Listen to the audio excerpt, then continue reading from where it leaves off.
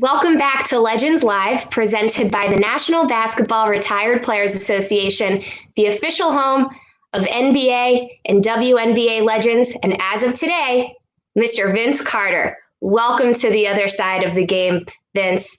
Now, on today's episode, we have CEO Scott Rochelle joining us for a conversation with the one and only Junkyard Dog. That's right. Jerome Williams is here with us today on Legends Live. Now, he is a 9-season NBA veteran. He does so much for the community and others. We're also very fortunate to have him as the vice chairman of our NBRPA board of directors. Now, for our viewers out there, if you have any questions for JYD or Scott, why don't you type them into the chat box and I'll ask them on air. But here to get the conversation going, welcome, Scott Rochelle. Hey. What's up, Jerome? Jerome, what's going on, man? Hey, man. I'm doing good. How you doing, Scott? I can't complain. I feel like we've been speaking a lot more now that the COVID hit. You and your role as vice chairman, working with the board closely on so many different things. I appreciate you taking the time today to talk with us. This is exciting because I know you've got a lot going on. We're going to get into a whole bunch today. Hey, but before we do, what's you up? got to do one thing, man, Scott. You got to let out the... Oh, that's easy for me because Q Sci-Fi gave me that. That's it. The dog pound. That's it. We here. Oh, he's in game form now. That's amazing. Gotta have it, Scott. You gotta know the dog pound's live, man. Good stuff. Go in. There we go. Okay, so let's get started then. Where did Junkyard Dog come from? You gotta talk to us about that. Wow. So I played, of course, with the Hoyas, right? So we had the Bulldog and the Hoyas and all that, and John Thompson, Hall of Famer, and I get drafted to the Pistons. Upon drafting to the Pistons, I enter the gym and I'm in there with Joe Dumars, Rick Mahorn, and these are bad boys, right? These guys won championships together. So my respect level is already at an all-time high. Right. Rick Mahorn takes me under his wing the first day, and I got to practice about an hour before practice, and he told me I was late. And I said, I'm late? I said, I thought practice was at 10. I'm here at 9. He said, Rook, you're late. So I said, what time should I be here? He said, hey, figure that out yourself. So the next day I come back, I'm there, 8:30, hour and a half. Rick Mahorn comes up to me, Rook, you're late. Okay, next day, come back. I get there 2 hours before practice. Rick Mahorn's in there. Rook, you're late. Like, man. So finally, I get there 3.5 hours before practice. Right. The gym isn't even open. The trainer has to let me in, and I'm the first one there. Rick shows up about 15 minutes later, comes through the door, starts clapping, and says, you're finally on time. If you do this for the rest of your career, you're going to have a long NBA career, Jerome. Right. So I did that. He didn't ever have to ask me, didn't ever have to look for me. I was there 3.5 hours before practice every day. Right. Well, that gets the respect of the veterans, unbeknownst to me. So during this time, we're a playoff team. We're not a team that's struggling. I'm in my rookie year, and minutes are scarce. We have a veteran team, and Doug Collins doesn't really play rookies. Well, the veterans were pushing to get me out on the court. They were saying, this guy works hard in practice. He's high energy. He's athletic. We need him out there, Doug. Finally, he lets me play. The first game he lets me play, I get some back-end minutes, some, basically what we call garbage minutes in the NBA. Mm-hmm. And they give me some minutes, and I end up getting within a 3-minute span, 7 points, 5 boards, and 3 steals. So about a minute and a half into that 3 minutes, because I was playing like it was my last game I was ever going to play. I didn't care, what happened. I was just thankful to be out there on the court. They start barking from the bench, and they said, that's the Junkyard Dog. He's been unleashed. He's been unchained from the bench.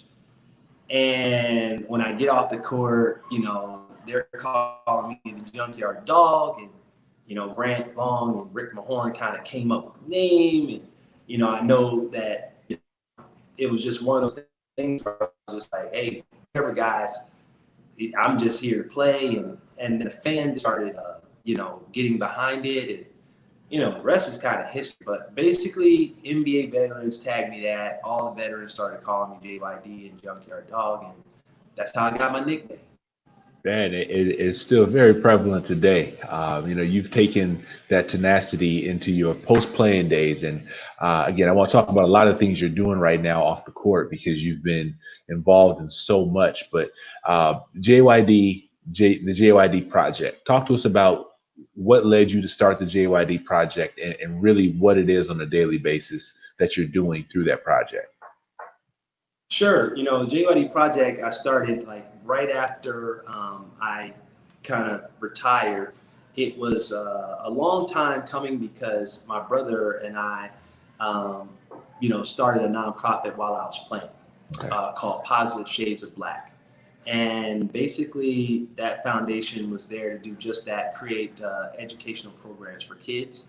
So throughout my NBA career, the Detroit Pistons, the NBA, the Toronto Raptors all partnered with my Positive Shades of Black movement alongside my brother. He ran that nonprofit because I was playing.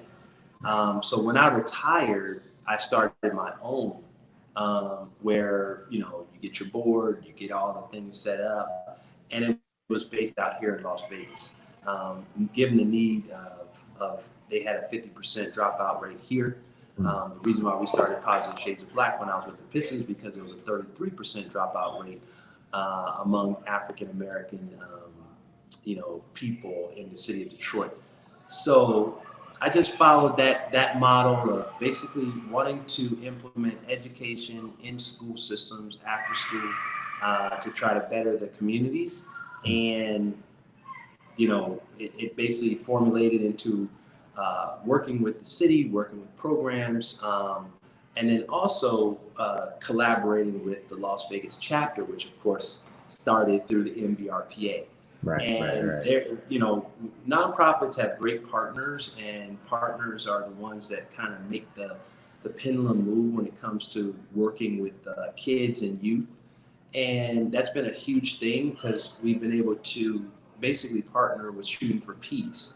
And the Shooting for Peace is just a bunch of NBA guys and WNBA and Harlem Globetrotters getting together to support the community in a way where we're giving education and scholarships to kids who, do a lot of hard work and are well-deserving, but sometimes don't get that shot, Scott. Right. So we're here as former players to make sure we give them that shot. Everybody got to take the shot. Come on, absolutely. Scott. And so with your leadership in the Las Vegas chapter and the things you're doing there, what drives you to have such a strong community impact? The chapter program spans 12 cities. Las Vegas isn't even an NBA city, but your Las Vegas chapter does so much more than some of the other, other cities that have large NBA followings and teams. What drives you to have the impact that you have? Really what drives me is, it starts with my faith. It starts with, the fact that I know that I'm blessed. I know who has blessed me, and it's my job to make sure that I reach as many people as possible just to show that I'm thankful for my blessings. Right. The other thing is I was blessed after high school, meaning I grew 7 inches after my high school graduation. So I get in there and I'm thinking about, where am I going to work? Where am I going to live? And here I get this 7 inches and now I'm 6'9". All my basketball dreams, all of my, wanting to be like Mike and wanting to be like Magic, were all like sort of just flashing before my eyes because now I could do certain things that they could do on the court that I couldn't do before. Right. Just because, and that was just like, within a 3-month period, I'm taking off inside the foul line and I'm saying to myself, are you serious right now? Who's going to stop this? Right. And that just came with a whole level of different perspective because I knew I had to get to education, and I went to school, but I also had to go to work, and I paid for it myself, which also gave me a different, perspective on life and basically entitlement. As a player, I never felt entitled. I never felt like, Scott Rochelle could be better than JYD. I never put a limit on anybody, whether I'm playing on the playground or pickup game or playing against Michael Jordan. So that type of respect was really the calling card for my career, and that's why I still help people today, because I know there's a lot of people out there that just need a shot. I was blessed enough to get a shot, and then that's probably what resonates with me the most. For sure. And you were blessed to play for John Thompson, and that blows me away because, growing up as a kid watching Thompson coach and the connection he had with his players, you always wanted to be one of Thompson's boys, right? You wanted to be one of those guys that would walk up to him and he would coach you and he would lead you, and you knew it was more than just basketball. Talk to us about what it was like to play for Thompson. Man, Coach Thompson was larger than life. Shout out to Coach Thompson. That's Dog right. painter. He was larger than life, and growing up and seeing the Hoyas and seeing Georgetown, I thought they were a black school. I thought it was. Everybody did. Everybody thought they HBCU, right? So I lived in, I was born, Scott, at Georgetown University Hospital. Okay, there it is. So, and I was born there the year they hired John Thompson. Oh. So you got to hear his story about this, because he said I was already his recruit from day one. But I let him tell you that story. But basically, for me, it was a very, unique experience. Mm-hmm. Coach Thompson recruited me from the playground. He came and watched me play pickup ball and offered me a scholarship on the spot. Wow. Now, he did his research prior to him coming. Of course. But yes, he offered me a scholarship on the spot. He met with my parents that evening. I had the grades to get into Georgetown. And that's what, not only shocked him, but also made his job easier. Right. And I come in, and the first person I meet who had just signed as well was Allen Iverson. Right. And, the rest is history. It was, one of the greatest experiences of my life, being under that type of tutelage, being under that type of knowledge, and paving the way for so many guys. And then guys like Patrick Ewing coming back, Alonzo Mourning, Dikembe Mutombo. These guys would come back and share with us and mentor us and be there with us. So we got a lot done as a university, and that was huge. That was a blessing I'll never forget. Cool. Pat Ewing was the only person I thought could ever replace Thompson or his son as coaches, and it fit beautifully with regard to the family. Talk to Dikembe, like you said, he's always going back and feeling the idea that this is a family and this is something that means so much to each player for the rest of their lives. Let's transition that into where we are with the Retired Players Association, the sense of family there. Talk to us about what it means for you to be a part of the association. Let's talk about what it means to be a leader within the association. Well, let me tell you this. When I was a player, my rookie year, all of the meetings that we would have, the NBA union meetings, would be alongside the NBRPA. And when it was alongside the NBRPA, I got chances to meet and sit down with Spencer Haywood and Harvey Ketchens and other greats that just took the time to say, hey, sit down right here, young fella. Let me tell you about this NBA. And they would talk to me, and they would mentor me, and they would counsel me on the things that I needed to know as a young player, as a young man, as a person that entered into this fraternity. Right. And I valued that so much, because the things they were telling me were life things. from medical, the things that they didn't have that they wish they had. Right. Future finances, future commerce, future opportunities. They would tell me, and I wrote down these things and held them close. And then when I go back to the players, I always thought that the two were kind of together. Well, fast forward the tape 3 years later, those meetings are canceled and no longer joined. So that counseling stopped, but the relationship had already begun. So when I would see those guys, it was still like family. Right. And Dr. J, Dominic Wilkins, and Clyde Drexler, the greats would treat me as though I was a great. And I felt like very humbled and very just thankful. And so that just really made me always want to be a part of the Legends and the Retired Players Association, and also understanding the connection that as a player, sometimes you don't understand the power that you have to try to merge because you're playing. Right. And so, I've always been a clear supporter of the current players and all of the retired players, because I know both sides now. Right, for sure. And you stay close to the game. It sounds like you're at the gym right now. You know it. Hey, look, I'm putting them up. Stay ready so you don't have to get ready, Scott. Trust me. I've been around you long enough to know that you're always going to stay ready and be ready to play some ball. Speaking of that, you've transitioned out of the NBA and you're working with the Big Three right now. Hands down, the best opportunity for players post playing to do something at a major level.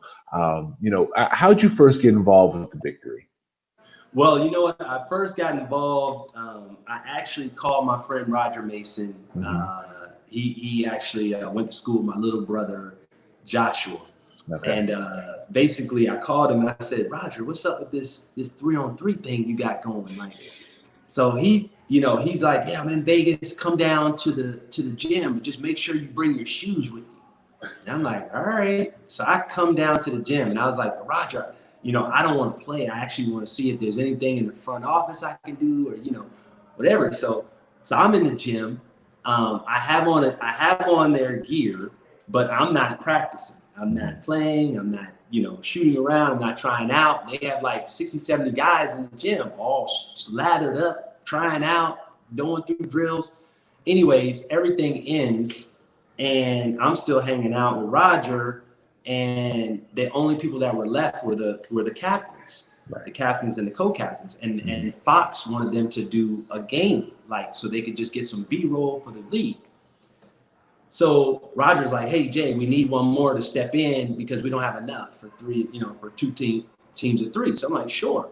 So, a lot of the coaches at the time were like part GMs because they were with the captains who were all trying to figure out who they were going to pick. Anyways, we get out there and I'm playing. It was me, Corey Maggette, Katino Mobley. We were going up against Ricky Davis, Steven Jackson, and it's full blown. Smash mouth. Me and Al Harrington just, and I remember I did this one move and Dr. J and Iceman, I look over there and they start barking. They like high five and they're like JYD, and I was like, oh, they're my boys, right? So, I was just having fun. And then the next day was the draft. And they're like, are you coming to the draft? And I'm like, well, I'm not going to be drafted. And I end up being drafted in the first round by Corey and Katino, who I had just played with. So they're like, man, after we played with you, we were like, scrap everything else. We got JYD. We're going to win the whole thing. There you go. So funny thing is, we end up winning it the year later because Corey got hurt, obviously, the first year. But yeah, we probably would have won 3 in a row. And, and then after that first year, Clyde is like, JY, I need you to come alongside me. and be the president of the Young Three, which I gladly accepted because I wanted to be in the front office anyway. And here we are. But the one thing I'll say about that league, man, is 3-on-3 is something that NBA players have been playing for a long time. Right. WNBA players, we've been playing 3-on-3 for a long time. And the main thing that I commend the Big Three about is, the founding fathers of the Big Three are in perpetuity owners of that league for life. The founding father, anybody that played in the first year is considered a founding father. Very And, cool. Their kids and grandkids and great grandkids will always eat off of that league. And that's something that I was like, man, I can only imagine if we were able to build up the same equity net worth in the NBA. If there was something like, if you are contributing to, the Toronto Raptors, the New York Knicks, the Detroit Pistons, the Chicago Bulls, if you're still contributing, if you're part of that ecosystem of making that brand what it is today, if there was some sort of profit sharing. But I commend those guys, the Big Three founders, for stepping up and making really waves, having two females, Nancy Lieberman, Lisa Leslie. They come in, they get paid the same as the other head coaches who are male, and that's a first in the industry. And they both win championships. Yes, absolutely. I mean, that is an eye-opener, Scott. Like, hold on. And the board of directors chairman is, a lady. Right. So it's for sure. They got some things that I definitely took notice of, and I can appreciate. I've been working in sports for about 10 years, and I've seen startup leagues, and I've seen things happen where someone has a great idea, they put it together, but it's half-baked, right? It doesn't work out.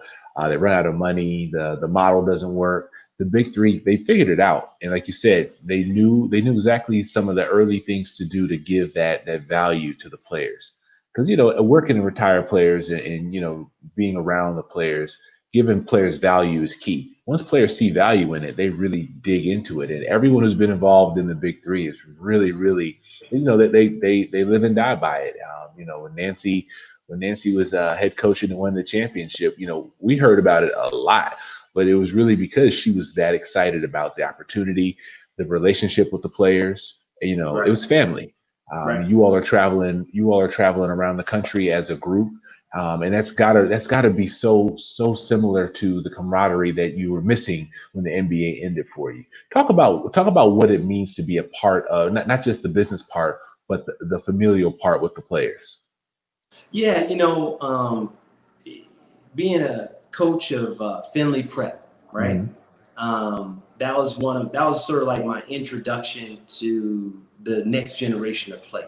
Yeah. I come into a gym because I used to drop my kids off at school, which was a private school, and then I would pick them up, and basically they would ask me, "Hey, can you play against these high school kids on the weekends?" And I'd be like, "No, why am I going to play against high school kids? Don't you know who I am? I'm the dog. I could just keep these kids up and just spit them out. Like, I'm not doing that." So anyways, I finally did it. And the first kid I played against was Avery Bradley. Right. And he was a senior. And I'm saying, like, dang, this kid is pretty good, And then the next year he goes to Texas and gets drafted number 17. And I'm sitting there like, what? Like, what? Okay. The next year, I continue to help the team. Corey Joseph is there and Tristan Thompson. And they're from Toronto. So they were like, JY, you're a Raptor, you're dog. We're dog pound. You got to help us. So then the next year, they go to school 1 year, and then they get drafted. And I'm just like, man, I'm starting to pick these kids out. Right. Well, fast forward the tape 5 years later, they make me the head coach. I bring in Kelly Oubre, Dylan Brooks, Rashard Vaughn, Jonah Bolden, O'Shea Brissett. I mean, that's 5 NBA players right there, man. I'm already counting, and responsible for like $500 million in contracts as of today. I mean, I didn't check last week or the free agency or who signed, but I mean, it's just amazing, and I'm just so thankful that I was able to have those experiences with those young guys, because not that you're just coaching those guys, but you're coaching against all of the rest of the top NBA guys. So they see you, they know you, they develop a relationship with you, and they see that I support them, just as well as I support my guys that I coach. So it was just a great experience, and I love interacting with these young guys because they need mentors, just like I had a mentor, just like the retired players reached down to me. I was like, I'm gonna do the exact same thing for them. I was just more hands-on, Scott. Yeah. No, I watched you coach. I watched you coach. I remember first time seeing Kelly Oubre was when you brought the chapter presidents out to Vegas, and kid was bouncy, man. He's dunking on everybody. It's like, whoa, this kid's gonna be something. And 3 years later, he's turning up the NBA. So no, definitely remember the talent that was in that gym. And it wasn't a big gym, but man, there were 3 or 4 NBA players on that court at every time. It was cool. And we were proud of you for the work you were doing and you were having fun. You were having fun with the kids. Obviously, you're a high energy guy, so they had to appreciate that. So again, you stay around the game, which is good. I mean, we want people who are good with good with kids and good with the game to really stay close to it because that's where the opportunities are. So talk about the young three because that's the highest profile thing that we see you doing with the big three and the kids. How'd that come about? And talk us through that piece of it. Well, being a part of the NBA for so long, doing junior NBA, doing camps and clinics, going around the world for that matter with Basketball Without Borders, going to China, Africa, South America, I was able to deal with and teach kids of all different races, all different nationalities, all across the globe. Right. And my style was always based on, limited space, right, and limited baskets. So the big three, when they came to me and asked me, hey, we want to do camps and clinics, but we really want it to be community outreach. We really don't want it to be these elite athletes who, have to sign up and pay. We're going to actually get sponsors to pay and cover these kids. And I'm like, well, that's the universe. So you're talking my language. I'm like, this is easy. And that requires a different level of coaching, which is more engaging, more fun, not so like, hey, we're going to do bounce pass. You gotta, there's a different level, right? So they give me this Adidas budget, right? And I'm sitting with this pile of money, Scott. I'm like, good Lord, like this is what they actually pay you guys? Oh, okay. So I said, so we're gonna have a lot of fun. We're gonna hire all these NBA and WNBA and Harlem Globetrotters, which are basically our makeup. Then not only that, we were gonna say, hey, you know what we're gonna do? We're gonna also include the chapters, give them a little check so that they can spread it around to any city that we went to as the big three. And, I just wanted to make it an experience that kids would never forget. Mm-hmm. They would actually be taught by legends. Right. And, at the end of the day, we had the music, the DJs, the jerseys, the shoes. We had Ice Cube showing up. I mean, come on.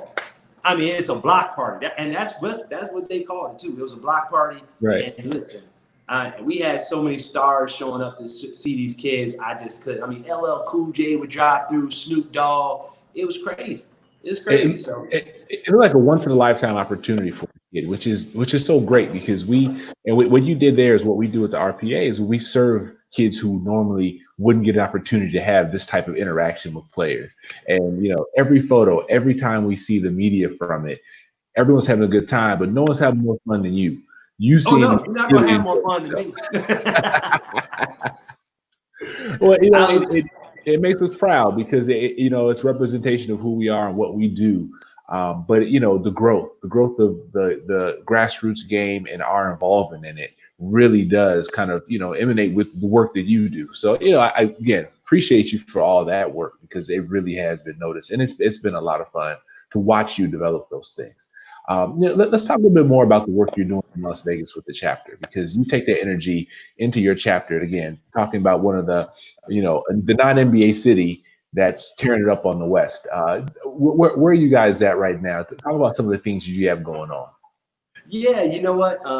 We're always staying busy, keeping our nose to the grind. We just partnered with the Las Vegas Basketball Center, which is the epicenter for basketball in college and high school and AAU.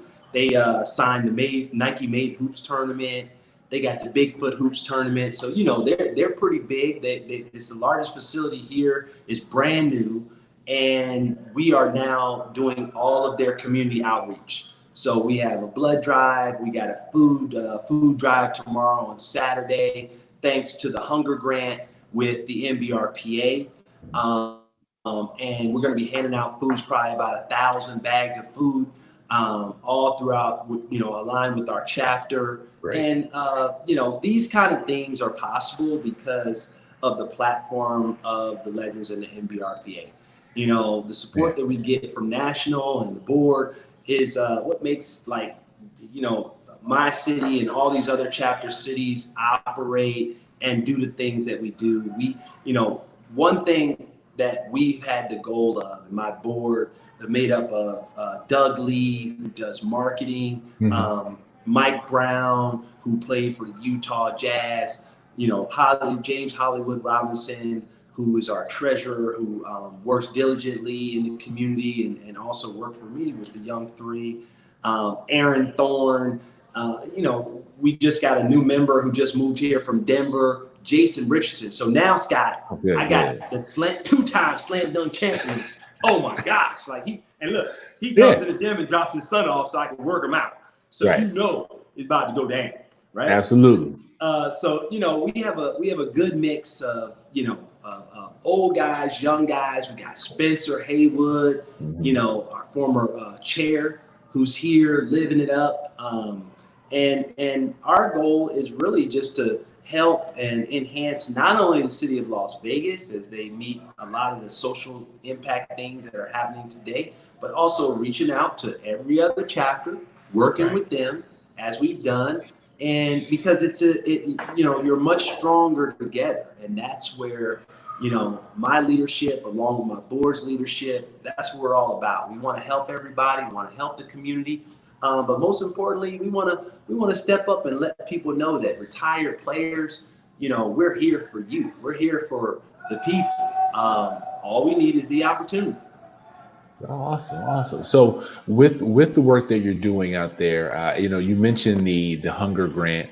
I think those are going to be extremely important this year with COVID. We do the reading programs and things of that nature, but nothing's going to be more important than the funding that we provide for local communities to eat and to make sure everyone is healthy and fed.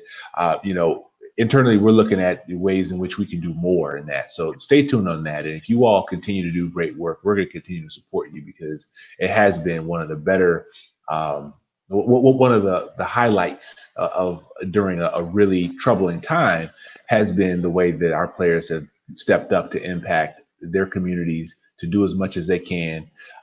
We've done as much as we can from the national level in certain ways, but the most important thing we did recently was we got you all some masks, which is really exciting because we want everybody to be healthy and lead by example. What you all do is really what everyone follows. You all are still leaders in the community. So, we got JD, Johnny Davis, our chairman, in his mask.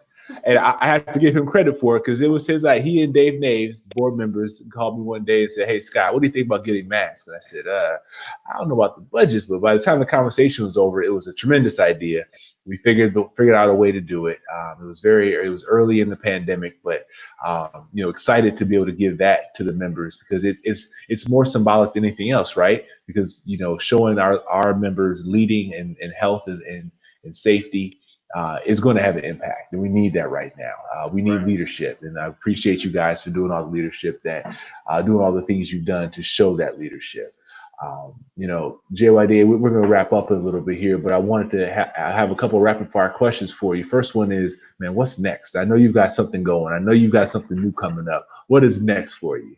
You know what? I've been working on a couple of different projects, but my favorite one is I'm working on just basically like the Legends app and a place where guys, I've gotten a lot of requests during COVID for virtual training and being able to, train kids. I did it for the junior NBA. They also, the NBA has contacted me about doing virtual training. The New York Knicks have contacted me. So I said, man, the players kind of need a platform that they can actually do virtual training.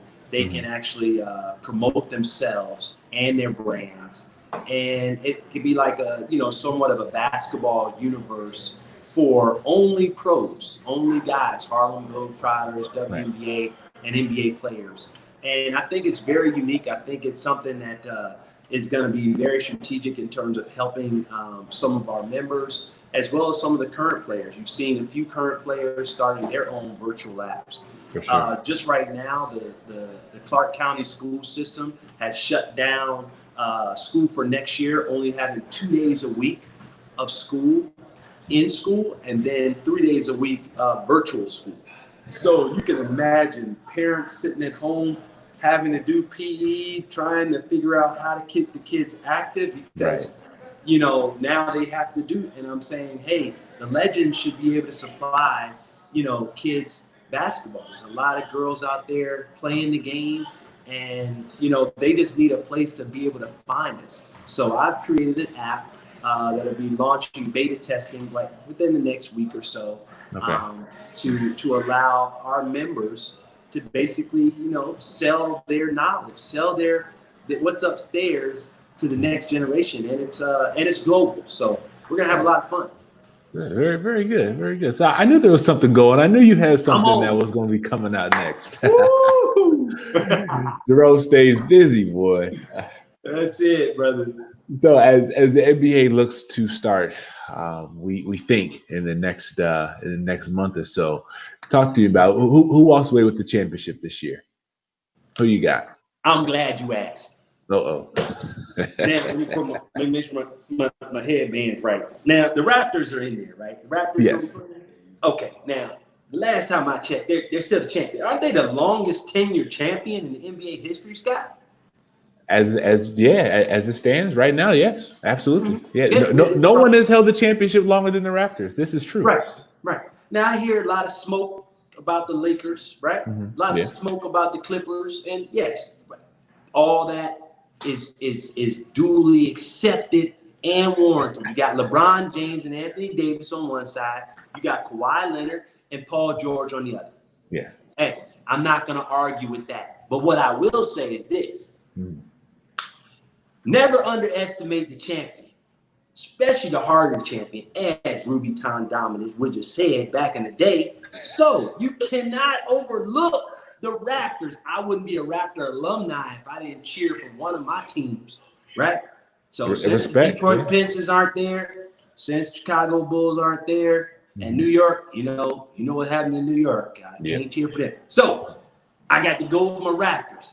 I'm going to pick them right now today. You heard it. You heard it, Scott. I heard the Raptors, brother. Kyle Lowry. Let's get it. I love the loyalty. I love the loyalty. And it's not a bad bet. I'll tell you that. Speaking of Raptors, our man Vince Carter retired today. You got any words for him? Shout out to Vince. You know how we do, Vince. Dog down. Woo! Hey, you got to do my Vince Carter challenge, Scott. Oh, what's that? Yeah, I did, man. You got to be following me on social media. I did my game 7. Okay. 3 seconds left in the game. Vince comes across the 3-point line, catches, fade away.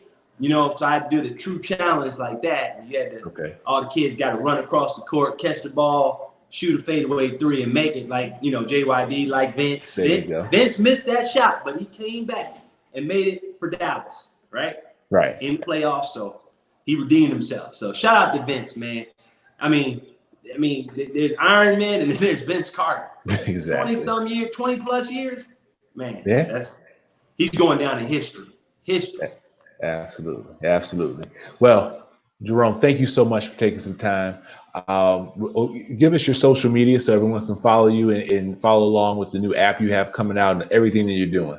That's right. At Junkyard Dog JW is going down. And, shout out to the NBRP Legends Live. Y'all got to tune in. There's no place you'd rather be than with some of these legends. Oh! There we go. All right. With that, thank you, Jerome. Get back to the court. And I know you got a game waiting on you. Oh, we yeah. appreciate you, and I'll talk to you very soon because we got work to do. You got it, brother. All right, Thanks, Scott. Jerome. That was great. Jerome always brings the energy. So fun to work with. So great for the association. As a young board member doing so much in the community, he's representing a newer generation of players, but he's doing such a tremendous job, and we love working with him. I thank you all for tuning in. I love the fact that we've been doing this for so many weeks now, getting so many players to come back and talk about what they're doing and just show them in a different light from how they have been seen as players and now former players transitioning into their new lives. We're here every Tuesday. We're here every Thursday at 5 p.m. Eastern, 2 p.m. Pacific time. Next week will be another lineup of great events. But as for today, thank you, and we're signing off. To view any of the previously recorded episodes, you can go to legendsofbasketball.com/legendslive. And as always, thank you so much for tuning in with us today and watching Legends Live. Until next week, take care of yourself and be well.